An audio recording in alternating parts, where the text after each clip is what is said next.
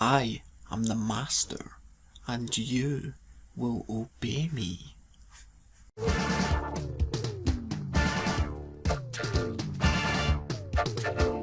Hello everyone, my name is Jean-Luc and welcome to my review of The War Master, Only the Good. Now, as soon as this box set was announced, I knew I had to get it.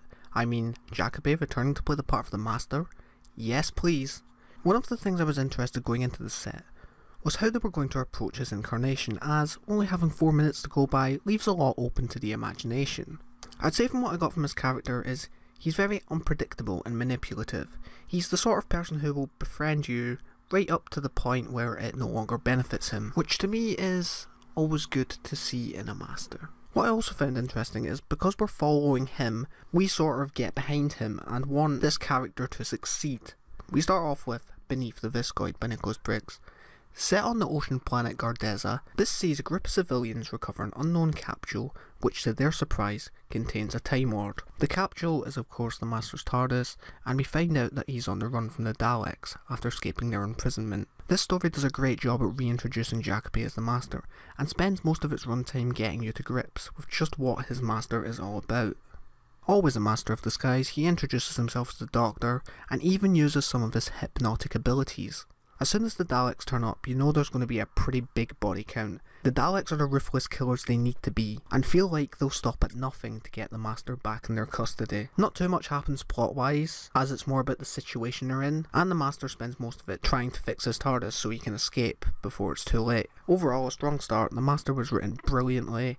Briggs really seems to get the character, and I wouldn't mind seeing more Master stories from him in the future. 9 out of 10. A Good Master follows, written by Janine H. Jones. On a medical planet named Arking, the Master has been sent on a mission by the Time Lords, and has been posing as a doctor helping victims affected by the war. This planet is full of mysterious secrets, one of which the Master wants to harness. The Daleks have once again tracked down the Master, and are threatening the inhabitants that if they don't hand over the Master, they'll face total destruction. It also pairs the Master up with Cole, a survivor of the Daleks who the Master accidentally saves, and ends up taking him along with him as a companion.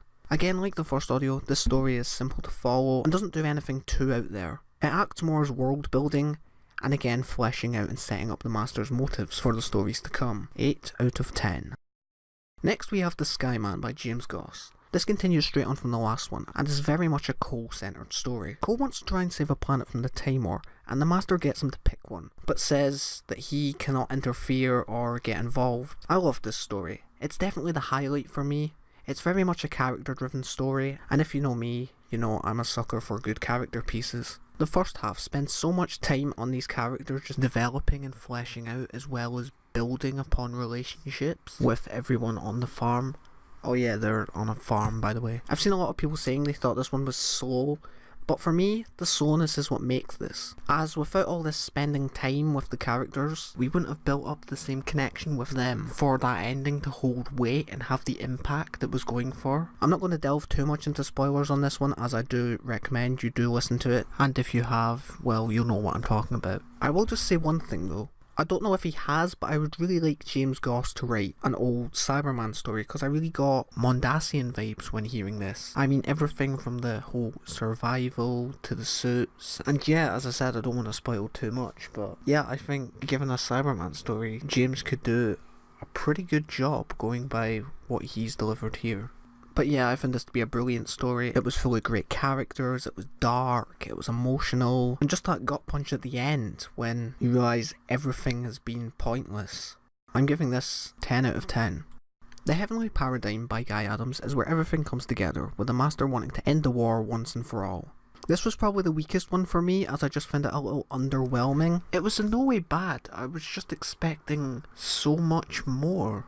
I believe this was the shortest of the box set, and there's not really much I can say on it without spoiling the whole thing. I will say, however, at the end it does this really nice tie-in with Utopia, and I think that was handled really well.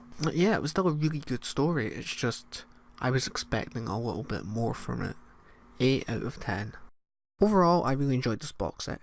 Hearing Jacobi back as the Master was brilliant. He's definitely up there as one of the best, and I definitely recommend this both to New Who and classic fans. I give Only the Good a 9 out of 10.